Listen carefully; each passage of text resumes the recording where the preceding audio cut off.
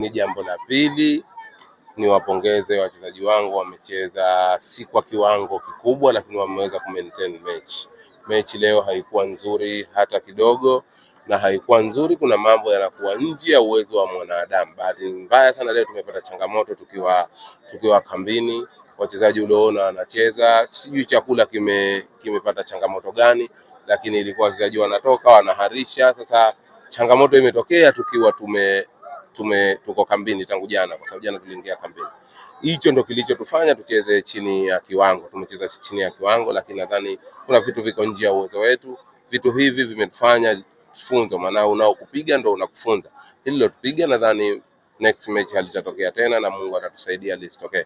Lakini leo mechi haikuwa nzuri. Niwapongeze KVZ, wametuwin katika kipindi cha kwanza. Ndani ya dakika za asubuhi wamepata goal, lakini tunarudi tu wamepata goal jingine na wamefunga goli la 3 zuri. Kwa hiyo tuwapongeze kwa kuwin, lakini all in all safari hii bado ndefu na tuna mechi 9 zilizobaki. Kama mafunzo, dhamira yetu bado iko pale pale kuhakikisha tunakuwa kwenye top 4. Naamini hiyo hatujatoka kwenye rail. Leo tumejifunza kilichotokea, next match tutakuja kivingine.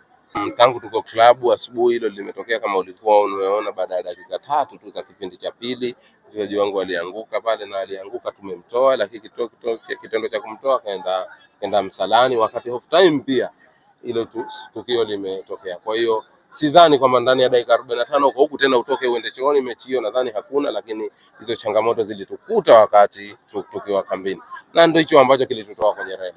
Bila shaka hiyo ni kazi ya daktari, na nadhani hiyo ni wajibu wake wa kufanya hivyo, na ndio maana nikasema next match atatokea. Kwanza tuna center back wetu Miki ana kadi 3 za njano, Chimpanzee ana kadi 3 za njano, lakini Msolidi na beki mbili wetu wa kawaida wote wamepata changamoto hizo ambazo zimetokea kambini.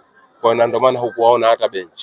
Sahihi, kwa sababu mpira ni mchezo wa makosa. Inawezekana mwanzo hatukucheza vizuri sana tokea dakika 45 za mwanzo, lakini kipindi cha pili tulionekana kwamba 45 za pili kuna kitu ambacho tunakihitaji na tukaona ndani ya dakika ya pili tukapata goli la pili vile vile. Kwa hiyo tukakaa kwenye level ambapo tunakusudia. Ni mpira tu, hauwezi kuwa kama samaki kwamba nguvu zinakuwa uzeeni. Kadri unafanya kazi ya mpira inakuwa ngumu kadri unavyokwenda, na zaidi kwa sababu unatumia akili, mwili. Kwa hiyo ni vitu ambavyo vinachanganyika kwa pamoja. Kwa hiyo tunawezekana kwamba kuna sehemu tulikuwa tuna collapse, lakini kuna sehemu pia tuseme kwamba tulikuwa tunafanya vizuri.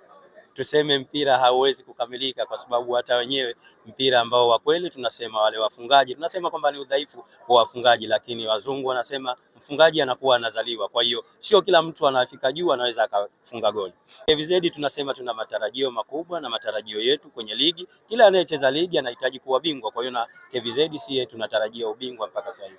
Tunasema ligi imalize, lakini KVZ tunatarajia ubingwa.